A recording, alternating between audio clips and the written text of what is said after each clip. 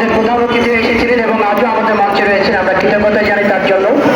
একজন সচেতন পরিবারের সদস্য এবং টিয়ার সহদর ছোট ভাই, আমার অত্যন্ত প্রিয় মানুষ, যিনি আপনারা জানেন যে প্রতি বছর আমরা সিরাজগঞ্জ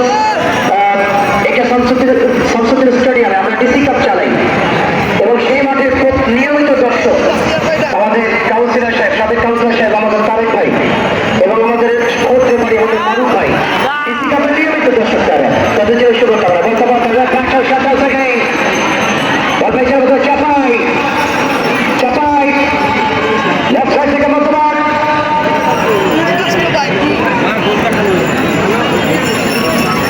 জাতীয় দলের পক্ষে বল পেয়েছেন সুব্রত, পরিবর্তের বাধা।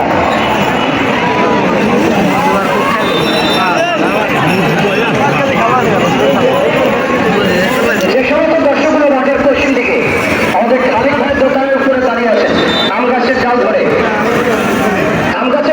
ঝুলে থাকেন, কোনো সমস্যা নাই, কিন্তু ওই গাছের আম খাইয়েন না, কারণ ওই গাছের আম খাইলে আগামী 3 দিন পান খেতে পারবেন না, মুখ একেবারে কঠিন অবস্থা হয়ে যাবে।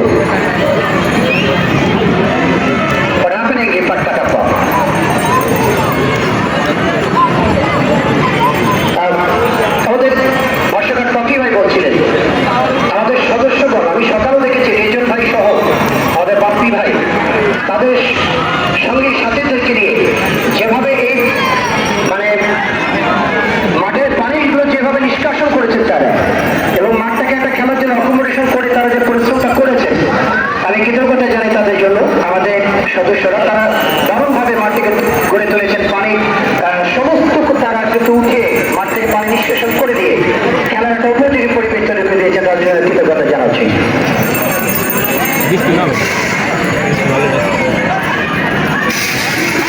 তারিখ ভাই কিটা বল করুন নাকি ওটা বম মাইরেন না, যদি মারেন তো মারলে আপনার একবারে আমাদের গোলপোস্টে যারা জাজমেন্টে তারা দায়িত্ব পালন করছেন। বিশেষ করে আমরা মাঠের উত্তর দিকে জনাব শহীদুল সরকার এবং দক্ষিণে রয়েছে জনাব মুকুল হোসেন, আমাদের গোল জাজমেন্ট মুকুল ভাই এবং শহীদুল ভাই, তাদের জন্য শুভকামনা ব্যক্ত করছি। আমাদের মাঠ থেকে আবার চাপায় ডাবা পাবে গাঞ্জার জল থেকে কাটা পারেন গবেষের মানে এনেছে বড় পক্ষে চাপায়